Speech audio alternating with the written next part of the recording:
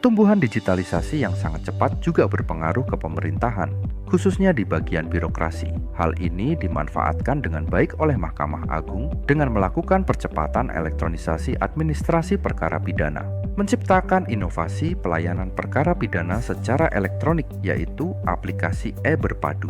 Di video ini akan dijelaskan panduan dalam mengajukan penyitaan, penggeledahan, dan penahanan di e-Berpadu.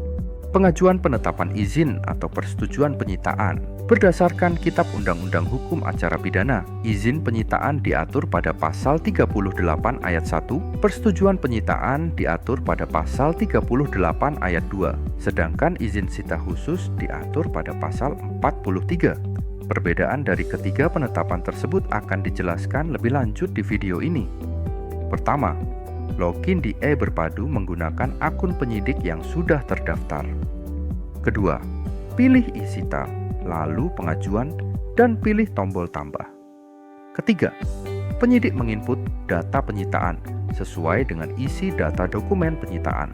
Pada jenis penetapan penyitaan, jika penyitaan belum dilaksanakan, maka pilih penetapan izin penyitaan sesuai dengan pasal 38 ayat 1, sedangkan jika penyitaan telah dilaksanakan karena keadaan yang sangat perlu dan mendesak, maka pilih penetapan persetujuan penyitaan sesuai dengan pasal 38 ayat 2. Konsekuensi dari memilih penetapan persetujuan penyitaan adalah harus mengupload berita acara penyitaan di data dokumen sita. Pada penetapan izin penyitaan khusus, pasal 43, penyitaan dilakukan terhadap surat atau tulisan lain dari mereka yang berkewajiban menurut UU untuk merahasiakannya sepanjang tidak menyangkut rahasia negara, hanya dapat dilakukan atas persetujuan mereka atau atas izin khusus Ketua PN setempat, kecuali UU menentukan lain.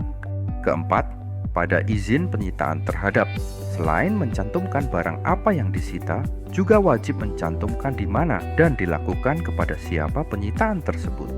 Sedangkan khusus pada perkara narkotika, wajib hukumnya mencantumkan berat bersih neto terhadap barang bukti narkotika yang telah disita dan dimohonkan persetujuan sesuai dengan Surat Edaran Mahkamah Agung Nomor 3 Tahun 2023. Pastikan semua data telah diinput dan sudah benar, serta sesuai dengan isi data dokumen penyitaan. Lalu tekan tombol tahap selanjutnya. Pada data tersangka, berdasarkan Surat Edaran Mahkamah Agung Nomor 1 Tahun 2022, pengajuan izin atau persetujuan penyitaan oleh penyidik tidak mensyaratkan terlebih dahulu ada tidaknya tersangka dengan tetap memperhatikan ketentuan pasal 39 Kitab Undang-Undang Hukum Acara Pidana. Tetapi, jika ada data tersangkanya, maka wajib diisi. Pada tahap terakhir, penyidik diwajibkan mengupload data dokumen sita dengan format PDF. Pastikan data yang diupload dokumen asli dan telah ditandatangani serta sesuai dengan persyaratan yang ada di e-Berpadu. Lalu tekan kirim.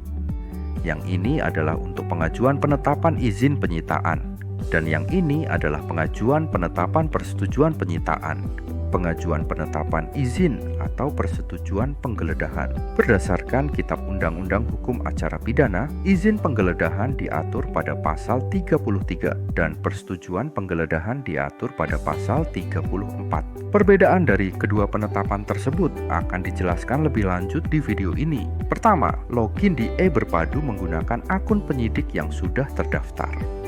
Kedua, pilih e-Penggeledahan, lalu pengajuan, dan pilih tombol tambah. Ketiga, penyidik menginput data penggeledahan sesuai dengan isi data dokumen penggeledahan. Pada jenis penetapan penggeledahan, jika penggeledahan belum dilakukan dan baru akan dilakukan, yang pelaksanaannya memerlukan surat izin dari Ketua Pengadilan Negeri setempat sesuai dengan pasal 33, maka pilih penetapan izin penggeledahan. Pada Surat Edaran Mahkamah Agung Nomor 3 Tahun 2023 juga menetapkan Ketua Pengadilan Negeri dalam memberikan izin penggeledahan terhadap gedung atau kantor atau instansi atau lembaga atas permohonan penyidik harus menyebutkan tempat atau ruangan secara rinci yang secara khusus hendak dilakukan penggeledahan. Sedangkan jika telah melakukan penggeledahan karena dalam keadaan mendesak dan sangat perlu sesuai pasal 34, maka pilih penetapan persetujuan penggeledahan. Konsekuensi dari memilih penetapan persetujuan penggeledahan adalah harus mengupload berita acara penggeledahan di data dokumen penggeledahan. Keempat, pada izin penggeledahan terhadap wajib mencantumkan penggeledahan apa yang dilakukan, seperti penggeledahan rumah atau pakaian atau badan atau tempat tertutup lainnya. Hasil dari penggeledahan dilakukan kepada siapa penggeledahan tersebut, kapan penggeledahan dilakukan, dan di mana penggeledahan dilakukan. Kelima, pastikan semua data telah diinput dan sudah benar, serta sesuai dengan isi data dokumen penggeledahan. Lalu, tekan tombol tahap selanjutnya. Pada data tersangka, jika penggeledahan dilakukan terhadap rumah atau tempat tertutup lainnya dan belum adanya penetapan tersangka, maka kosongkan saja. Tetapi, jika sudah ada penetapan tersangka, maka wajib diisi, meskipun melakukan penggeledahan pada rumah atau tempat tertutup lainnya. Pada tahap terakhir, penyidik diwajibkan mengupload data dokumen penggeledahan dengan format PDF. Pastikan data yang diupload dokumen asli dan telah ditandatangani serta sesuai dengan persyaratan yang ada di iBerpadu. Lalu tekan kirim. Yang ini adalah untuk pengajuan penetapan izin penggeledahan. Dan yang ini adalah untuk pengajuan penetapan persetujuan penggeledahan. Pengajuan perpanjangan penahanan. Berdasarkan Kitab Undang-Undang Hukum Acara Pidana Pasal 29 Ayat 1, penyidik dapat mengajukan perpanjangan penahanan oleh Ketua Pengadilan Negeri berdasarkan alasan yang patut dan tidak dapat dihindarkan karena tersangka menderita gangguan fisik atau mental yang berat yang dibuktikan dengan surat keterangan dokter atau perkara yang sedang diperiksa dengan pidana penjara 9 tahun atau lebih. Jumlah perpanjangan penahanan pertama dan kedua sesuai dengan pasal 29 ayat 2 adalah masing-masing 30 hari. Oleh karena itu, di video ini akan dijelaskan lebih lanjut mengenai tata cara mengajukan perpanjangan penahanan. Pertama, login di iBerpadu menggunakan akun penyidik yang sudah terdaftar. Kedua, pilih e-penahanan, lalu pengajuan, dan pilih tombol tambah. Ketiga, penyidik mencari data tersangka berdasarkan nomor induk kependudukan. Jika tidak ada, maka penyidik menekan tidak memiliki KTP dan menginput data berkas perkara, data tersangka, dan data perpanjangan penahanan sesuai dengan isi data dokumen penahanan. Pada tanggal mulai ditahan, diisi dengan tanggal perpanjangan penahanan yang dimohonkan. Lalu, klik tahap selanjutnya. Pada data riwayat penahanan sebelumnya, diisi penahanan yang telah dilalui oleh tersangka, yang berarti penahanan oleh penyidik dan perpanjangan penahanan oleh penyidik yang diberikan oleh penuntut umum. Masukkan juga perpanjangan penahanan pertama oleh Ketua Pengadilan, jika sedang mengajukan perpanjangan penahanan kedua oleh Ketua Pengadilan Negeri.